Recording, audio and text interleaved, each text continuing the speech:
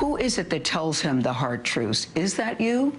I do, and almost everyone he surrounds him with does. That doesn't mean, and again, I think we're in a very unique time where noise equals, in a lot of people's perception, advocacy, and I fundamentally disagree with that. Joining us now, former Chief of Staff to President George W. Bush, Andy Card. And here on set, author Chris Whipple. His new book is The Gatekeepers: How the White House Chiefs of Staff Define Every Presidency. Joe, we were just talking here before we came back on air, and I think the question is, does the president want an adult in the room, especially as it pertains to his chief of staff? What do you think? He certainly doesn't want anybody that will tell him the hard truth. I'm sure his daughter gives him the hard truth, but I know for a fact that few others around him do. And Andy Card, he doesn't want to hear the hard truth. And if you have somebody that's running the White House that, and how do I know? Because one time in the middle of one of these crises early on, I said, Donald, who do you talk to? Right. When you were in the middle of the crisis, who is the person that comes in and talks to you and says no? And the answer was nobody. He said, I'm that guy. Well, we're now at 34%. Maybe you can't build a skyscraper by yourself, and maybe you can't run the damn White House by yourself. Andy? Well, first of all, it's important for the people around the president to find the courage to speak truth to power, even if the president doesn't want to hear it or doesn't welcome it. So I think it's important for them to speak truth to power, and I think President Trump is coming to recognize that that's very important, especially with this international crisis where there is one on virtually every continent right now. There's something going on that is a challenge to the president. So he's got to listen to H.R. McMaster. He's got to pay attention to Jim Mattis when it comes to these challenges. He's got to have a better relationship with his Secretary of State. He's got to invite people to speak truth to him so that he can better understand the consequences of his decisions rather than just the policy of his decisions. Policies are actually easy to dream up. It's the consequence of the policy that's most important to understand so that you modify it when you implement it. So, Chris, as you looked at the history of the Chief of Staff in the White House, how different is this Chief of Staff so far? Obviously, it's early on, but how different is the role Reince Priebus has played versus Andy Card or Dennis McDonough or Leon Panetta or Jim Baker? Well, what I learned from talking to all 17 living White House chiefs before Priebus is that every president has learned, sometimes the hard way, that you cannot govern effectively without empowering a White House Chief of Staff to execute your agenda and listen to him or her when they tell you what you don't want to hear. There's no indication that Trump wants a person like that in the Oval Office. There's no indication that he wants to listen to hard truths, and he obviously prefers his own facts. As we all know. And that way lies disaster. I mean, these guys are the difference, often the difference between success and disaster in every presidency. And we can just go back to Barack Obama's red line in Syria. Right. He took a walk, famously took that walk with Dennis McDonough. They walked for an hour, came back to the Oval Office, and Obama made that shocking to some people decision not to enforce the red line.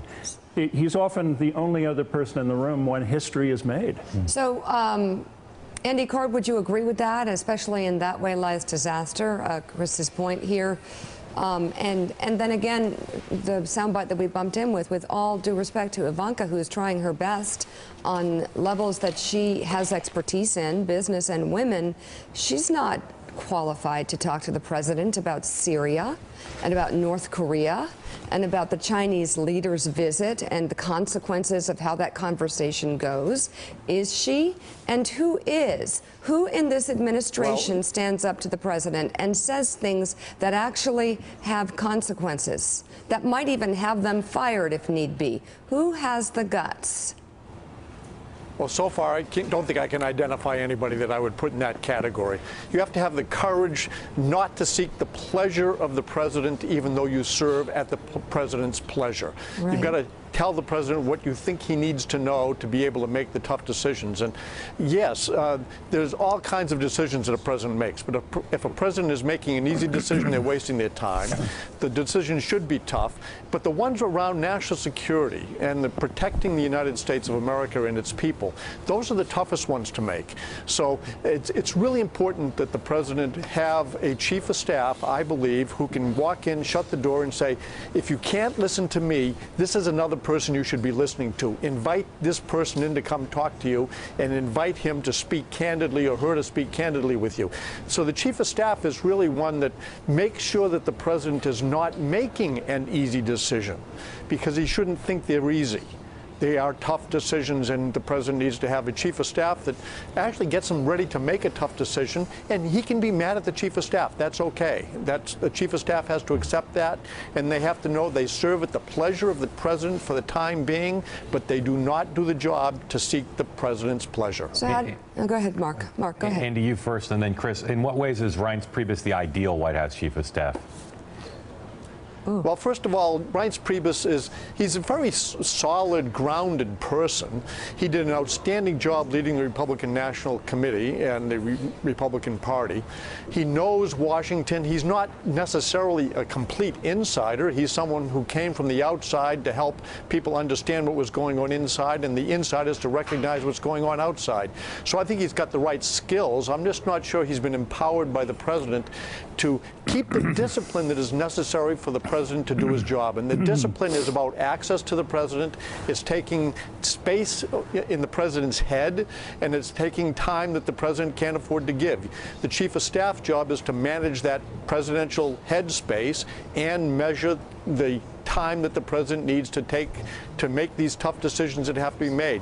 You don't want a president who is making an impulsive decision. You want him to make an informed decision, especially where there are significant consequences to whatever the decision might be. Chris, how is Reince Priebus like the most successful recent White House chiefs of staff? Well, Andy's a diplomat. The truth is that if you oppose everything Donald Trump stands for, then this is the White House staff for you. It's been rookie mistake after rookie mistake. No competent White House chief would permit an executive order on immigration to go out into the world without vetting it with the departments in charge. It's been mistake after mistake after mistake. Priebus is clearly no Jim Baker or Leon Panetta. What you really need, and Trump of all people needs more than perhaps any other predecessor, is a grown-up in the room who understands Capitol Hill, who understands what Jim Baker used to call the centrifuge where policy and politics come together. You have to be able to execute the president's agenda and tell him what he doesn't want to hear. You know, Chris, it's interesting you were talking about Barack Obama making the decision that he made on Syria on the red line. And it's so interesting. You had official Washington quietly grumbling for 8 years that Barack Obama always thought he was the smartest guy in the room, that when it came to foreign policy, he didn't talk to his Secretary of State the way he should. He didn't talk to his National Security Advisor the way he should, that he whittled it down, and it was Barack Obama, Ben Rhodes, and sometimes, as you just said, Dennis McDonough. So, interestingly enough, the last president blew apart the White House analytical construct that we've used for a very long time. Is it the case that we've just gone from bad in that situation to worse? Well, excuse me. I think that you know, Obama decided after the low point of his presidency in 2011 that he had no choice in his mind but to govern through executive orders. You know, McDonough was extremely effective at doing that, I think, for better or worse. With the help of John Podesta, I think they were able to you know, the Iran deal, the opening to Cuba, on a number of fronts, they were able to make what they regarded as progress. Right, but Chris, I'm talking about foreign policy, though. I'm talking about using Ben Rhodes instead of John Kerry. Sometimes talking to Dennis McDonough instead of talking to your National Security Advisor, Susan Rice. Was that not the way he ran his foreign policy? You know, that's the way foreign policy has been run since the days of Nixon and H.R. Haldeman. I mean, the fact is that power resides in the White House and has as you know, since those days. And as Erskine Bowles put it to me, he said, you know, the cabal, that little cabal in the West Wing that controls the information that goes to the president, information is power. And it's been true for decades now that that's where the decisions are made on the key questions in foreign policy. All right, Andy Card, thank you very much, and Chris Whipple, thank you as well. Thank the new you. book is The Gatekeepers: How the White House Chiefs of Staff Define Every Presidency. Thanks for checking out MSNBC on YouTube, and make sure you subscribe to stay up to date on the day's biggest stories. And you can click on any of the videos around us to watch more from Morning Joe and MSNBC. Thanks so much for watching.